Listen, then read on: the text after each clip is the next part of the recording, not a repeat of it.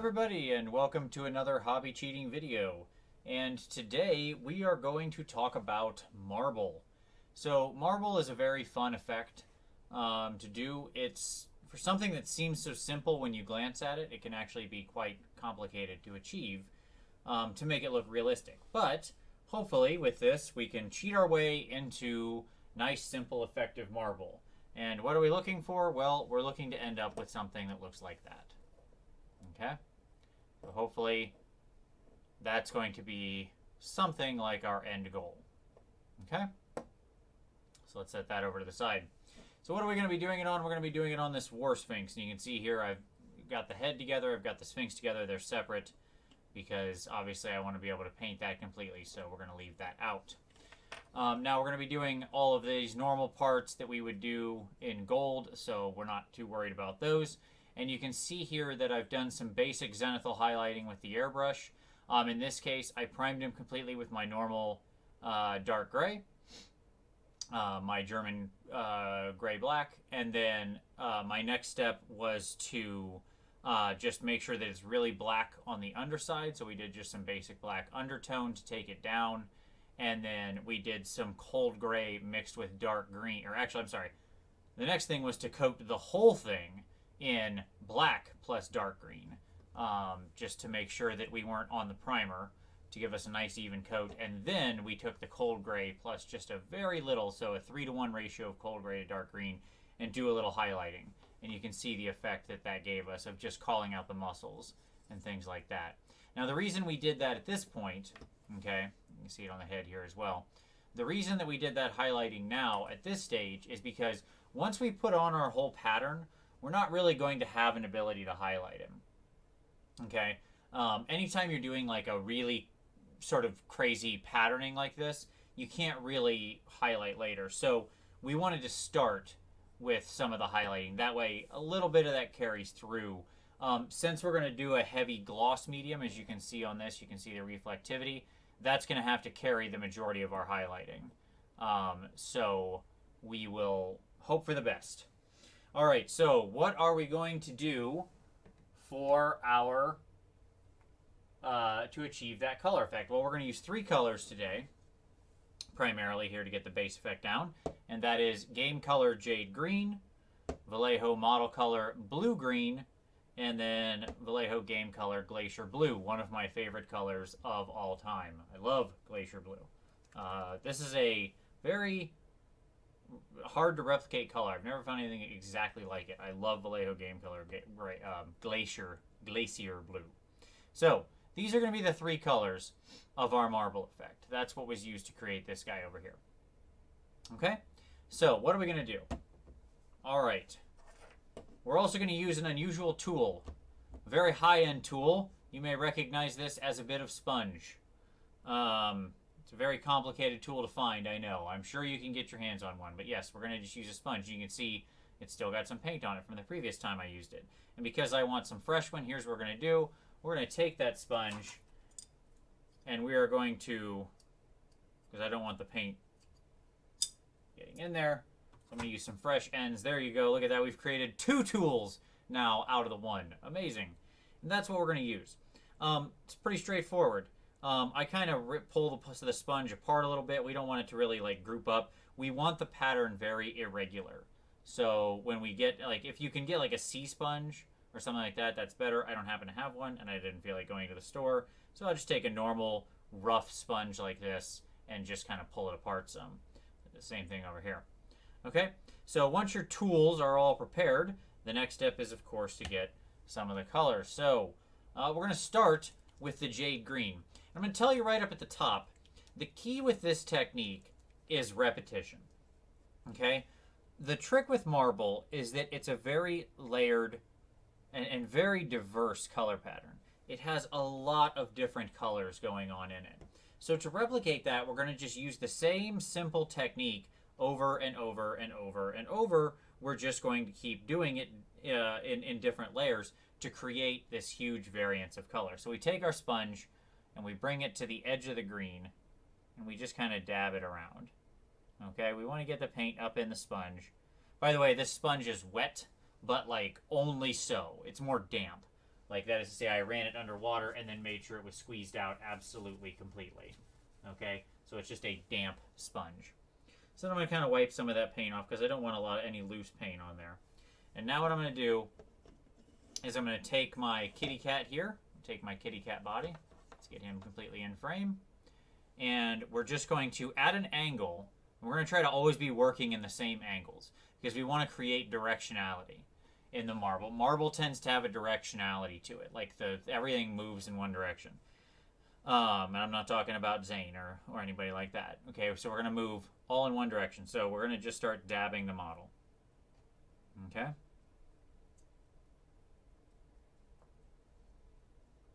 And we want to make sure it's nice and random. Okay. Now it's going to look unbelievably crazy messy. We're getting it all over the gold here. What will be gold, that doesn't matter. Feel free. Let it get everywhere. Okay? Because in the end, we're going to cover all that gold with metallic, so who cares? Like, we can get paint up on that. It's not a problem. Okay? Oops. I should really have this on something, but he's so big, and keeping him in frame while he's also on something is a bit difficult. Okay?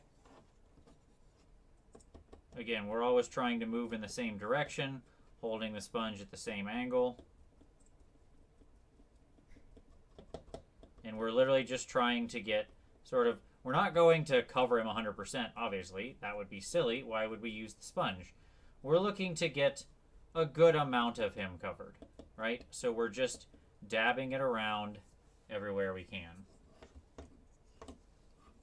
Don't put your hands on the part you just painted like I did, because I'm an idiot.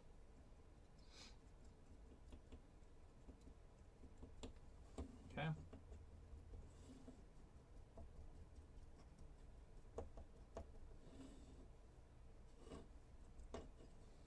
You can see by doing that pre-highlighting, we can still see some of that showing through, and that's our goal. That's exactly why we did that first. Okay. Eventually you'll get to a point where the sponge stops kind of leaving behind paint. And when you do, that's when you know you need to go back to your paint. Again, the key is make sure you wipe the sponge each time because you don't want to apply too much all at once. You want it to be nice and random. Now this jade goes on very bright initially but dries fairly dark. If you don't have the Vallejo Game Color Jade Green, I'm sure you could use any color out of Citadel. There's probably many that would work.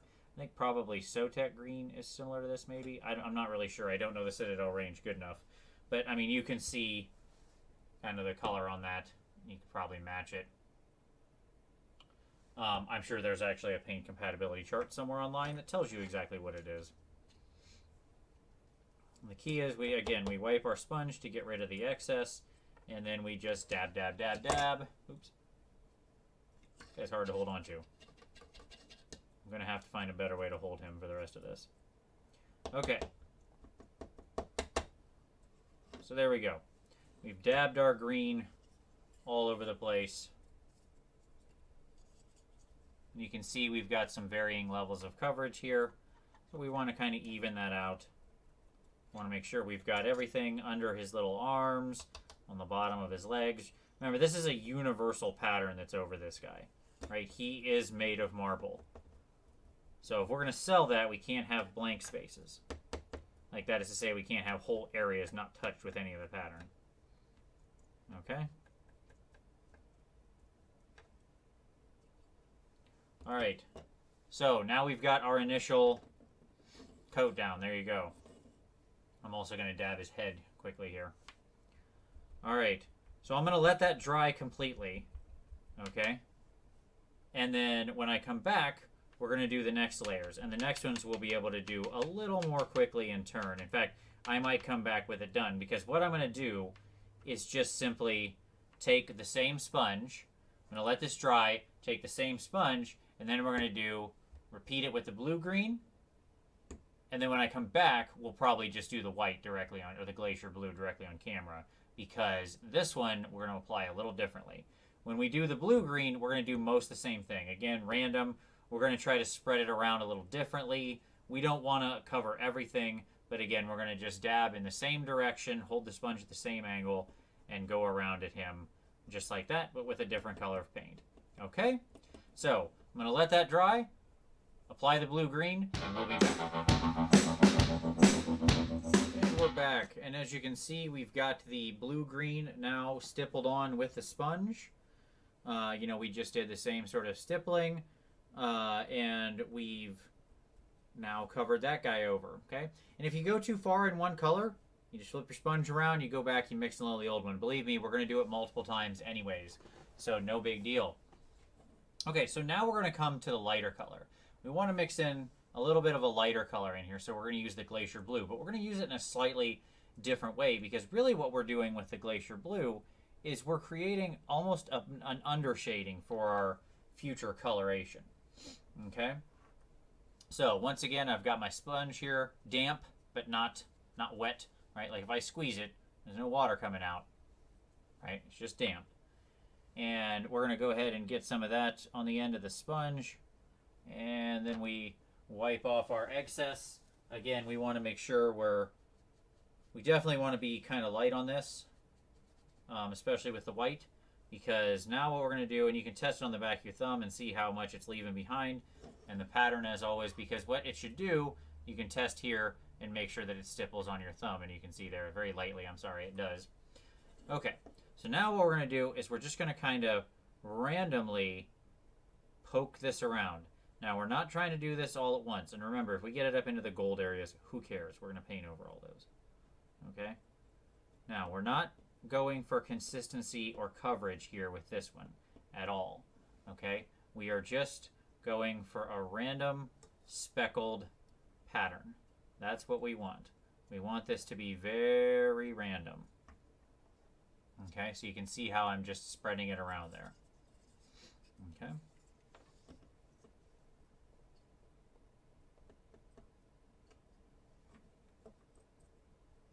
There's no order to it. I'm just jumping a place and stabbing it with the sponge. And I'm stabbing in varying intensities too. Sometimes I press a lot, sometimes I press a little, right?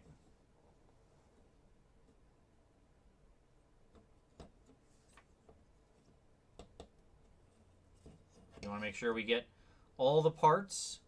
Sorry, all the parts.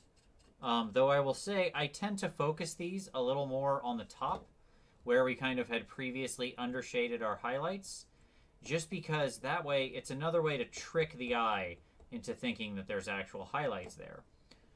As well, when we get to later stages, the light will reflect better over the areas that have more bright white on them, because white reflects more light. So, hence, as a result, we focus a little more on the upper area. Okay? But again, we're just dabbing it around, making sure we get everything on his knees and all underneath him there. Okay? And so now what we've got is something like that. Right? All nicely, randomly speckled around. Okay? So, but we're still a ways off of this. Right? When we look at the two, you can see kind of where one is going to turn into the other, but we're still a ways out. Now, what are we going to do now? We're going to repeat everything I just did. Okay? So again, I'm going to go to my jade green. Okay? Then I'm going to do a little of my blue green. Then I'm going to do just a little bit of the white. And then finally, I'm going to do just a little bit of the jade to finish it off. So we're going to go 1, 2, 3, 4. Okay? Same pattern, same sponge, same thing I just did. We're just going to repeat it all. And the reason we're layering is because every time we do this stippling, right, it's a varying type of coverage. The dots are slightly different. And that's what we want. We want this nice and random and mixed in. Okay? So I don't want to, I don't want it to be painted with good coverage in the same way. If I was, otherwise I'd just paint him green, paint him blue, paint him white or something, right? Instead, what I'm trying to do is create this really rich, random pattern. So, I'm going to go ahead and do that off camera because you don't need to watch me just sit there and stab this thing with a sponge 100 times. And that's what I'm going to do. So, again, what's our order? Jade green, the darkest color. Blue green, the mid-tone color. White, again, stippled very lightly for for the final color, and then once again with the jade green. Okay? And I'll probably save this one to do on camera just so you can see how I then cover everything up at the end. All right? So when I come back, I'll have gone over everything again one more time. And we're back. And you'll notice we're over in the airbrush booth now, and that's because we're going to do our next step. So as you can see, what I did here is basically I sponged on the color exactly as we had went through before. You know, we're just using our little sponge and we're dabbing at him and stabbing at him. And I went through all three colors, the jade green, blue green, glacier blue combination 3 times, okay? Each time I didn't use quite as much white, and that got us this nice spotty coverage, so now we have this. Now, the problem where we currently have, as I mentioned before, the 4th time, the 4th color through, like the last thing, we're going to use this jade green. The issue is what we want to do is we want to bring all these disparate tones together. Marble has a lot of tonal variation, but it's not quite this much usually. So, we're going to take that jade green and we're going to do a very thin glaze of it over with top with the airbrush. Now, if you don't have an airbrush, that's okay. You can still do this step. It's actually quite easy. You just thin your paint way down, and you just like way down, and you apply it with a brush. So I filled this up with my green, and this is thinned way down. Since this is game color, it's not made for an airbrush. So this is probably 10-to-1 thinner to paint, okay? Because we want this to be really thin. We are not looking to do anything but tint the color here. In fact, there's a Minotaur Ghost Tint color called Emerald Green, which would actually be perfect for this. I just don't happen to have any handy. So you can see here, let's put this aside, you can see the white on my glove right there on my thumb. That's how much I tinted it. Okay? That's what we want. Alright, so now what are we going to do? We're going to just spray him. And we're looking to do this nice and easy. We want to make slow changes with the color. We're not looking to move the world here. We're just looking to bring some harmony into this color. This helps us get some green on the black that we missed with the sponge however many times. Kind of tint that a little. Obviously it affects the white.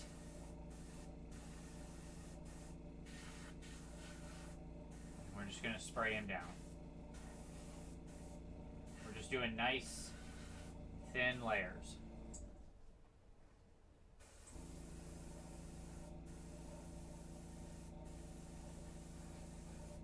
Alright, so the goal here is just to make sure that we want our variation, but we don't want it to be quite so stark.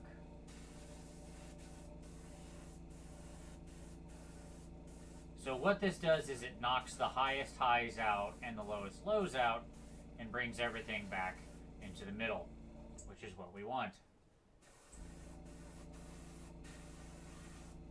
If you've got some parts that are really black and kind of didn't change with the paint color because they're really hard to reach with a sponge, this is your chance to get in there and get those areas.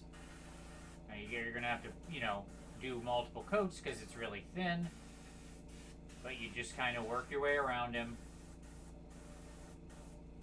right?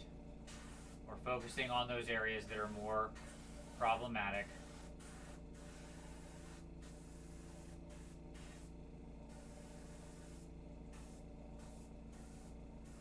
And we're just slowly moving the color together until it's somewhere where we like it.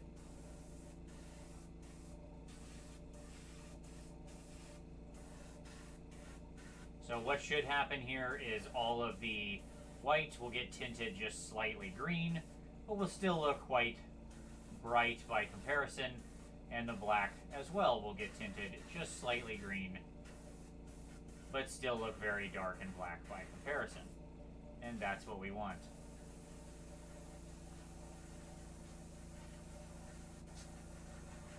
And we need to let that black show through because that gives the undertone to the marble.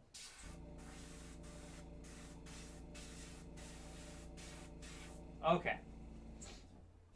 So there's the actual guy, and when we compare it to the head, which I haven't sprayed yet, you can really see the difference, right?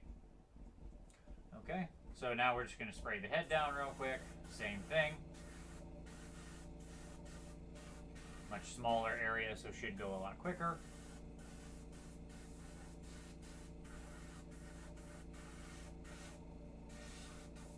Okay.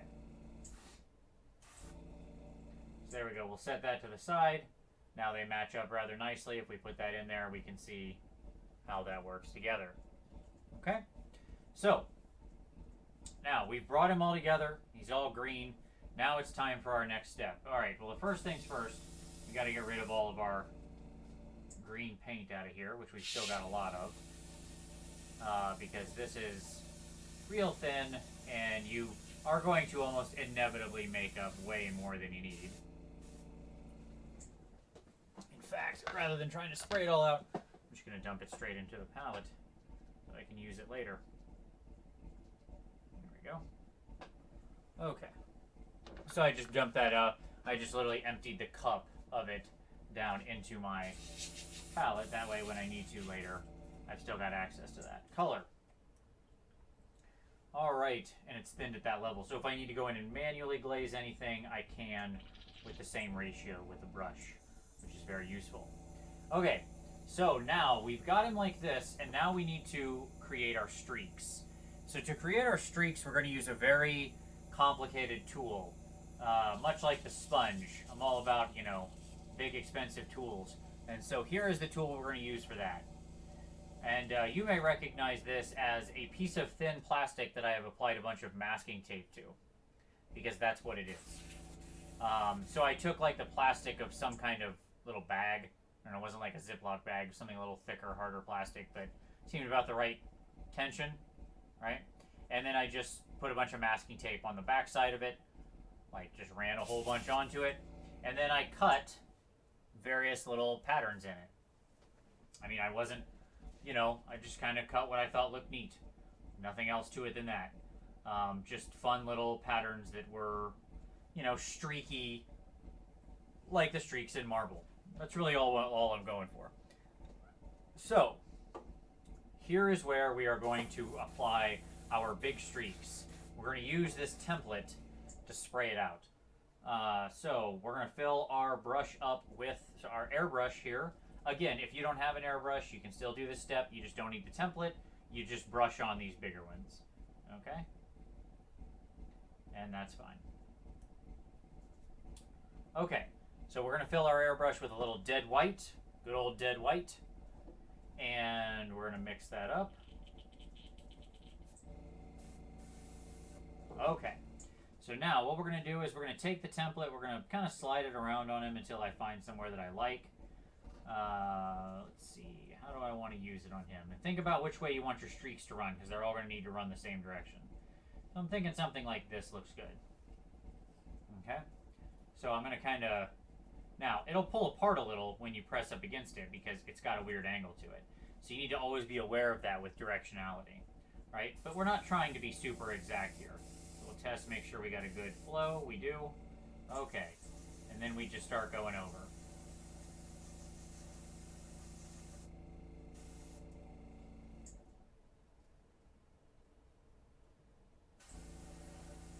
And we just use our template. Okay? And when I take it away, what I get is something like that. Okay? So now we're just going to, you just pick your template and a spot you like. And we do the same thing over and over again. So let's say, that one looks fun. We'll do that one across sort of his back area here.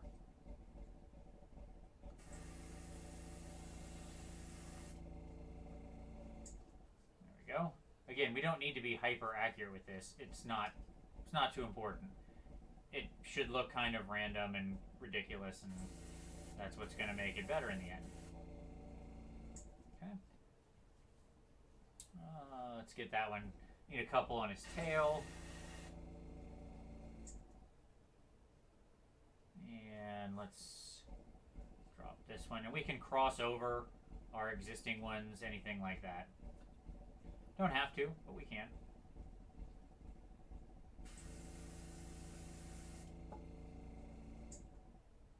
See? So we kind of merge those two together. And the key is you want them to all kind of run the same direction. Not exactly the same direction, but close. They should all be traveling kind of in the same way.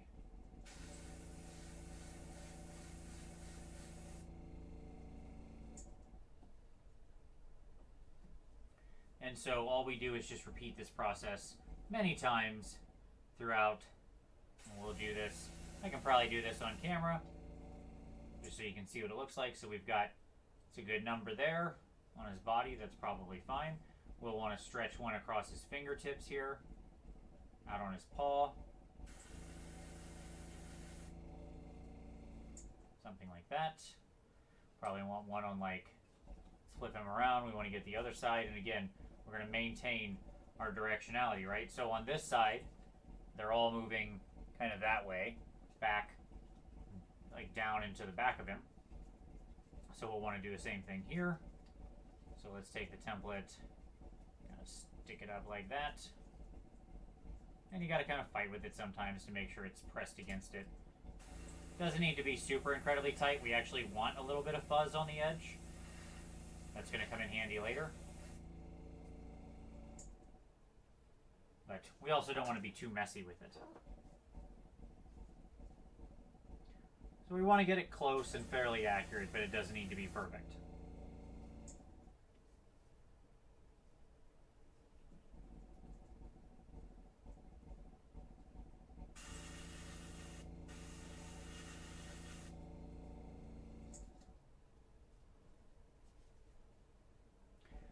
The goal here is, at this stage, what we're doing is creating these big, larger movements in the marble. Okay? And we're going to come back later, because we're going to mess these up next. And then we're going to come back later and sharpen them. And that's the other reason we save the gold for last, because you'll notice I'm going straight over top of what's going to eventually turn gold here. And that's purposeful, because that means, like, if you take right here, you can see, like, there he has this plate in his leg. So we're going to paint that gold, and then you'll see the streak carry throughout, and that will help sell the illusion of the marble. That basically it's one big piece that's been hacked into this form, and then has had the gold plating put on top of that. That's what we want to look for. Some of these pieces are a little difficult to get something on. That's okay. Again, we don't need to be perfect. We just need to be believable. And at this stage, that's a wide bar.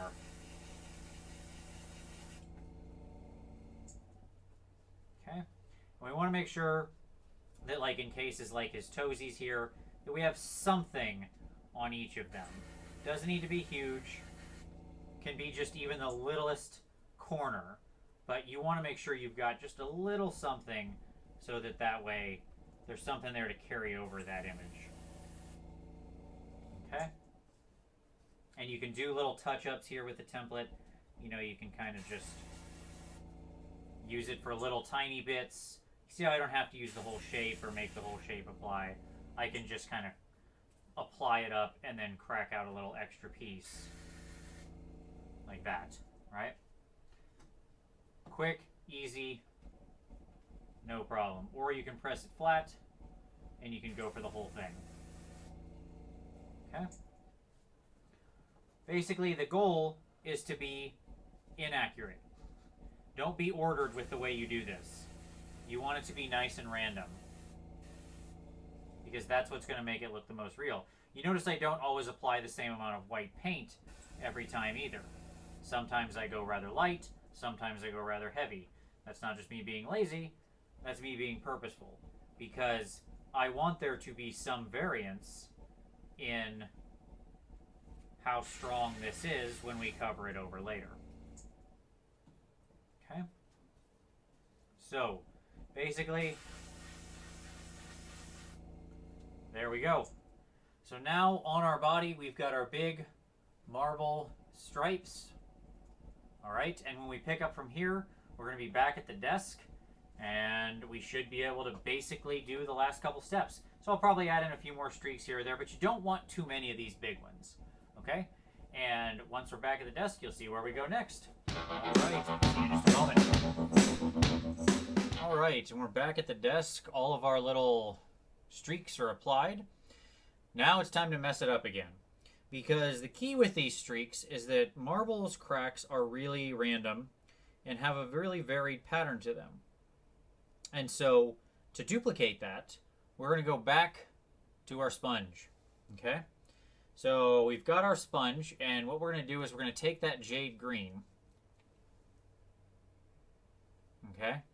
And we're going to stipple it very lightly again, focusing on smudging over the streaks we just made. And that's why I said you don't have to be extremely accurate with them, because we were going to end up back here anyways doing this. So once again, we get some green paint on our sponge. We make sure most of it's wiped off. We test it on the back of our thumb. We're not getting a lot out of it, but we can get more if we push hard. That's what we want. And then we're just going to start lightly dabbing at this guy. We're going to try to focus on where we've got our white streaks. Again, we're not trying to do this all at once, okay? This is going to get built up over many little stabbings. And what that's going to do is it's going to break up this pattern from looking too sort of artificial, right? Because the reality is that it is artificial. We sprayed it using a template from an airbrush, or if you brush painted it on, you did it, it came out of a brush. It doesn't look like a splotchy natural thing, which is what marble looks like. So, all the areas where we've got the white, we're just stabbing, stabbing, stabbing. Okay? Lots of times we make sure we get everything, the tail and the, his head and sort of all the components where we've done this.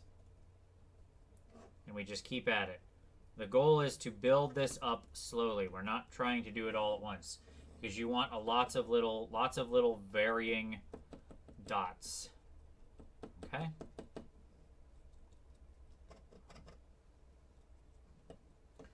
All right, so we're going to go back for a little more. Again, always test on the back of your thumb when you go back for paint to make sure you're not too thick. Looks pretty good there. Let's get his head. Again, we're just stippling it on. I'm using this sponge. You can use whatever sponge you want, like I said at the beginning. If you've got little sea sponges, or if you can steal like makeup sponges, that's a good one. Makeup sponges work really well for this. So if you or your significant other use makeup sponges, it's a good one. Sadly, I don't. So, no options there. Okay. So then we take a look and make sure we've got some good stippling in all of our places. If we see some areas where it hasn't really covered, then you can get in there and really target it. But for the most part, you're just kind of stippling it around.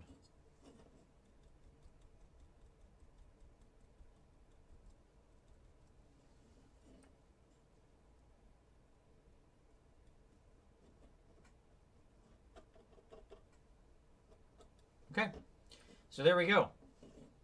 So now we've covered up, and you can see, if we look at that, you can see how those lines are now all nice and broken up. And by the way, if you want to go harder, you can go kind of as much into this as you want. I would recommend leaving some of the lines still there, just because it's going to make your next step easier. But it depends on how sort of fractured you want your marble to look. The reality is that this is one of those things that just varies unbelievably a lot. Like if you Google image search like marble, or green marble even in this case, first of all, there's a lot of different places where green marble is quarried and what it looks like and the level of sort of cracking and veining in it and stuff like that. So there's no set right way to do this. That's one of the great things about doing a pattern like this. There's not a right answer. There's just, it's hard to screw this up because there's lots of different images of this stuff out there. And as long as you are getting the sort of texturing right, then you're good to go. Okay. So there we go. So now we've got that done. All right, so now our next step is going to be basically our final step to turn this into this. Okay? Or almost our final step, I should say. There is one more after this. Okay, so I'm going to take my dead white. Okay? And what I'm going to do is I'm going to get some on my palette. In this case, I'm not using the wet palette because I don't need to. And I'm going to take a brush. I'm going to make sure, make sure we wet the brush there. Sorry about that. My desk is rather tightly packed with everything I'm working on with this guy. All right, so I want to make sure the brush is a little wet, but I didn't thin the paint otherwise. I'm going to draw the paint out on my finger as always. And then what I'm going to do is I'm going to just partially trace some of this line. Not all of it. I'm not looking to recreate the line. I'm looking to make a thinner line inside the previous airbrush streak. Okay?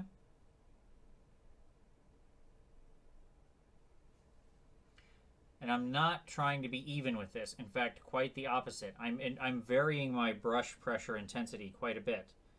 So I'll be light, and then I'll push down and get a thicker line, and so on and so forth. Because I want to vary how thick the line is, the intensity of the white, all of that sort of thing. In fact, every so often I'll even go off of what we did before and make a new one, which is actually going to be what we do next quite a bit. Okay? So I just continue to trace all of the lines that we had done in white. I'm not bothering to do anything where it's going to be covered by gold because, you know, that would be silly. We're going to cover that up. Alright, sorry about the slight distraction there. I thought I had a problem with the recording, but I didn't, so I'll do my best to edit that together. Hopefully you didn't even notice, but you probably did. Anyway, so we're going to keep tracing our white lines around here. And what we're looking to do, again, is just fill in a thinner line inside the previous line that we airbrushed and then stippled over. Again, not completely. We're not trying to retrace it. We're just trying to recreate a thinner part of the line that isn't broken up by the stippling effect. Okay?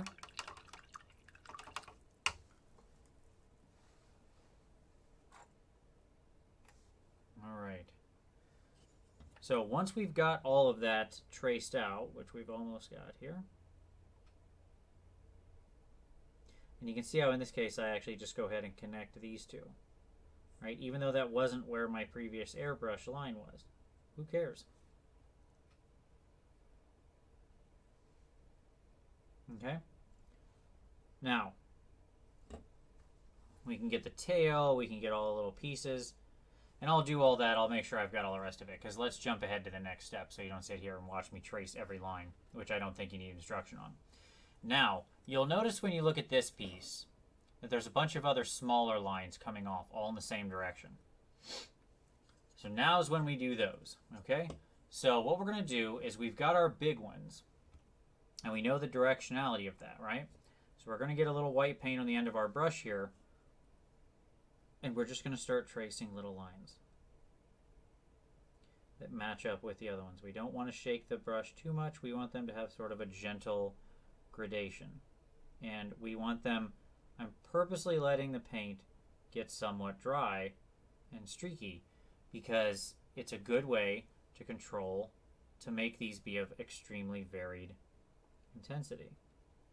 And that's what we want. The other thing I'm doing is varying my hand pressure on the brush.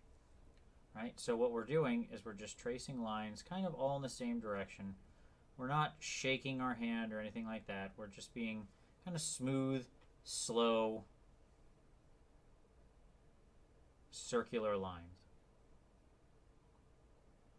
Right? We're taking like gentle arcs. So that's what I'm going to keep doing. I'm going to sit here and I'm going to keep drawing these little lines on in varying directions and things like that for a little while. Do it until you're comfortable that it looks good, I guess, is really the answer. All right, so you can see how now he looks like that. Okay? All right, so I'm going to keep that up. I'm going to keep putting some more lines on, going mainly in this direction, back and down. And we'll be back in just a moment. All right, so we've got all our white lines around everywhere, and you can see they're kind of varying in intensity, and this is where we come to our last step before our last step. I say that a lot, but it always takes a bunch of little touches. So you can see we've got some varying intensity, but some of this is still pretty white. And so what we're going to do is, here in the palette, I've got that green that I dumped out earlier, okay, out of the airbrush. Now, what we're going to do here is it's very, very thin. Like, this is extremely glazy paint, and that's what we want. So there's the white on my thumb. Again, you can see barely changing the color. So what we're going to do is we're just going to kind of push it around at some of the parts of the white. Maybe we're knocking out some of the brightest parts, maybe some not. Don't just focus on the brightest parts, because then you're going to, again, make it even. You're just kind of pushing it around a little bit. Just kind of glazing in a very spotty fashion, some of this. And what that does is it takes some of that white, some of these white streaks. You can see how strong they are here compared to here. It takes some of those white streaks and brings them back in line. Again, with the marble, it's just a very spotty random pattern. Even with the cracks, it has all sorts of the actual color worked into it. So as a result, we're going to do that. Really what you notice here is this is lots and lots of layers of stippling, right? And that's really the secret to this. You can do this with a lot of different colors. Marble has a ton of different colors. I mean, if you Google search marble of various kinds, you're going to get all sorts of results. And so you can do this. The key is always with the low tone, mid tone, and then the white cracks and so on. And you're just going to spread it around here and just kind of stipple in varying parts of that color. And once that's all done, what you get is something almost like this. And I said there was a final step, which I'm not going to do at this moment on camera. Your last step to achieve this, you notice how reflective that is, right? Versus that. That last step, gloss medium. Jeff Egan will be happy to hear it because gloss medium is the thing. So the key with the final step is, I'm just doing the same thing to the head here I was just talking about a moment ago. Marble is very, very reflective, and I'm not normally a fan of gloss medium, but in this case, it has a definite purpose. So what you're going to do is you're going to take a healthy dose of gloss medium at the end, and you're going to just coat all of these areas that are your marble. Okay? Now, even if you normally use an airbrush to do your varnish, honestly, I would recommend brushing it on because you need a fairly thick gloss coat. You want it to really, really shine. Okay? Marble is extremely reflective. And the way it catches the light is actually very much like how gloss medium catches the light. So, what I would recommend is once this is all completely dry, and obviously let it really dry, okay? You don't want to do this early and have the gloss start taking up paint. So you let this sit for a long time. Honestly, I'd let it sit for a day just to make sure everything is completely dry. And then give it a good gloss, and your end product will be something like that. Okay? So, there we go. Doing marble. Obviously, I'll have some pictures of the finished product at the end of this, so you can see what it all looks like. There's lots of options here. You can mix in different colors. If you wanted darker, like on this one I left some darker spots in, You could, I stipple in like some black in there at some points. For the cat, I wanted a lighter tone, so I, took him all the way up. The point being, play around with stippling those different colors, play around with how you mix it, and the key is lots and lots of just the simplest techniques with the sponge, with the glaze, just running it over it, applied multiple times to create that deep, rich tonal variation. Okay? So there you go. That's creating marble. Like I said, final picks will be at the end. Hope you enjoyed, and we'll see you next time.